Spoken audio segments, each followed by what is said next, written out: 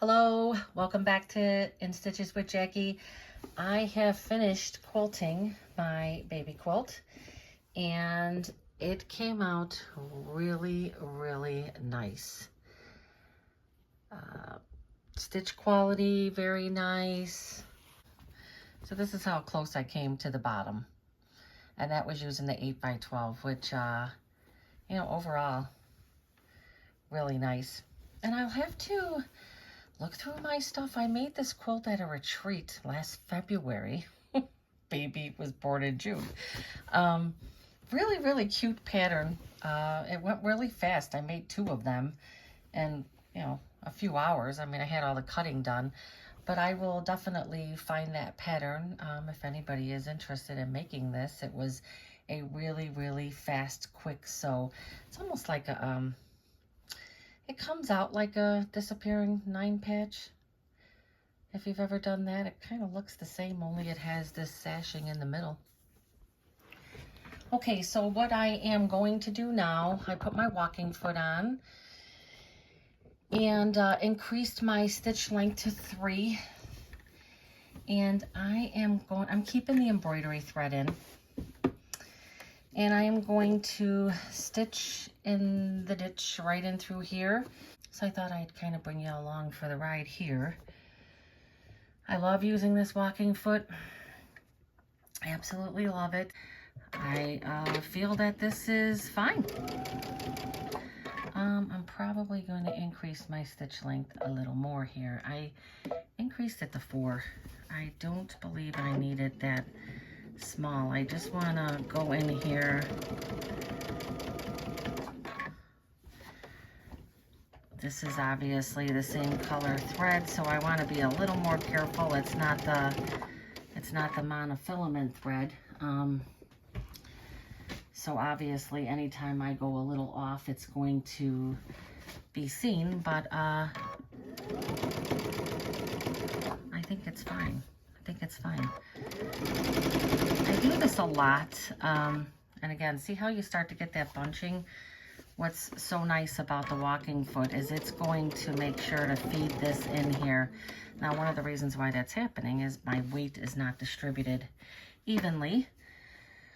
I have a table to the left side. I don't have anything behind this. This is like a desk that I have this on because my other table houses my Bernina. So I do have issues with, probably when I'm sewing, I should probably push the table closer to the wall. But the reason why it's further away is because when I have my embroidery unit on, I have to have it that pushed away. Ask me why. It ran into the wall a couple times. So I have it perfectly spaced for when I'm embroidering, how far I have to have it spaced from the wall so that my embroidery unit doesn't hit the wall. So I am going to stitch in the ditch all the way down and all the way around just to get this border stabilized. I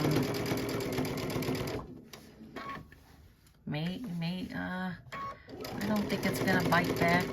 Sometimes it does. Sometimes you get some bunching. I feel like using the I would definitely not do this without a walking foot on here, because again, I would definitely get uneven feeding of the back fabric and this top fabric for sure.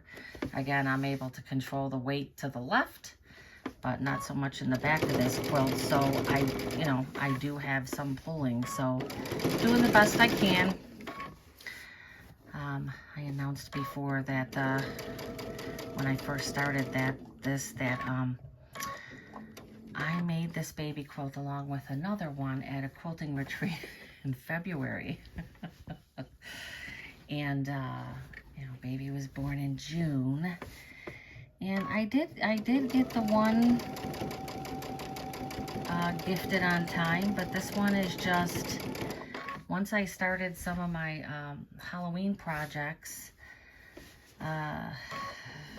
with my determination of wanting to make make sure that I don't do what I do every year, which is wait till the last minute, and then I'm like, okay, well, I'll have to wait till next year. I really wanted to get some of those Halloween things done, and I ended up pushing this off to the side, and kind of wish that maybe I would have just kept my focus on this. It would be over and done with, and I wouldn't feel the need to. I don't know about you, but if you're working on something and you had a deadline obviously set for yourself, right? Because they don't know they're getting this quilt, so they're not sitting around waiting for it. But the plan is to get the quilt before the baby turns a year old. Or think so. I have friends that have made quilts, like, they're like, yeah, I started this quilt when my nephew was 5, and I finally gave it to him when he turned 20. You hear stories like that all the time. I mean, we just get so caught up in new projects all the time, and that's one of the things that I really, I want to stop doing that. I want to get things done. It's great to start new projects, but it's also a lot of fun to complete projects. I even have joined, I'm going to move that a little back there. I don't know if it's too close. I do a lot of stitching in the ditch. Now I do have, I think I showed this before. Let me take this out. I wanted to show the other foot. Let me just put this aside here a minute.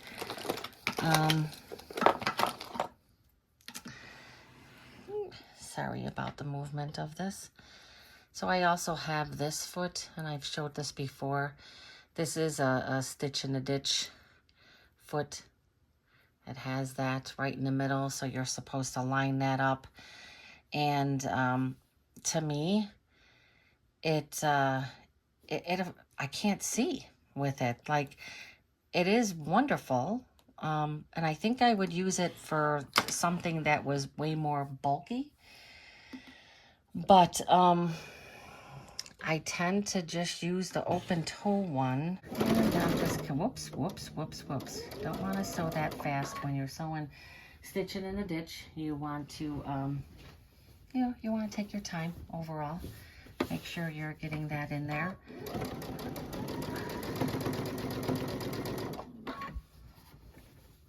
These were really, really cute fabrics also. This was, I broke the rule again. I saw this kit, and this was for a gift for somebody who was not announcing what they were having, because that's the big thing now. Everybody tells you what they're having. And so I wanted to keep this one a neutral quilt. It turns out it was a little girl, but and I'm quilting this with, I quilted it with a very, very pale pink thread, which just looks great on here. When I was trying to figure out what thread to use, I was going to use a yellow, and I just felt like even a light colored yellow felt like it was too harsh against some of these beige, or what you want to call it, like off-white ivory, almost like an ivory color. I felt like it did not complement it, and when I found this pink, I thought, oh, it just matched beautifully. I think that it looks good on all the different colors, and this quilt has blues and yellows and greens, and again, that ivory color. So I'm going to go all the way around, and then I'm probably going to end it for tonight, because it is, it's only 9 o'clock, but I'm trying to decide. I really just, most of the time, I just do lines down. I try to not, it's a baby quilt, so I could get a little more creative in the border, because, obviously it's not huge. So I really want to set up that stitch for the I love you, but I'm still thinking that I might do some type of lines I always like doing just straight lines, echoed lines. I just think it frames the quilt very nicely. It's very simple. You know, why get all fancy and then end up having issues in the border, which do show up.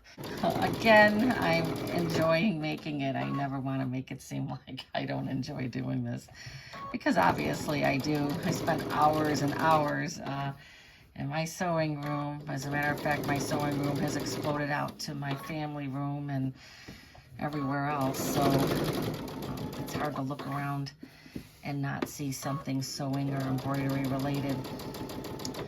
See, and coming up to where I started, and you could see that by using this walking foot, I don't have any kind of bubble here, which is awesome. Now, if I, oh, maybe there was a little tiny one there. If I would have not used the walking foot, I definitely would have had a bubble there. So I'm just going to cut this bit there. So there, now I've locked that all in, and it looks pretty good. Again, I love doing stitching in the ditch, and I've gotten to the point where I can do it pretty easily. Look at the back of this quilt too. Is that not absolutely gorgeous? So pretty. So pretty. It's going to be a nice gift. Again, I did all my stitching in the ditch, just in this inside part here. I'm trying to decide what I'm going to do in this border. Maybe I could do some hearts or something. Even if I do some lines to tack it down. I don't want to do my outside line yet, because then I will end up with some issues. I'm going to end it tonight. I'm going to give a little thought to what I want to quilt in this little 2-inch border. I want to find that lettering, because again, I did do that on the last baby quilt, and it came out so cute, and I did it down, pretty sure I did it all the way down the side. But I'm going to look into that, and if I'm able to find that, I will definitely attach it onto this video, so you can see how I finished off the borders. Thank you for stopping by. Hope you enjoyed spending a little bit of sew time, because basically that's what this was. And considering subscribing, give me a thumbs up. If you want to add a comment that if you've done the quilting or the utility stitches in the border, or if you have any ideas of what you would do with a 2-inch border, let me know. Again, thank you, and have a nice evening.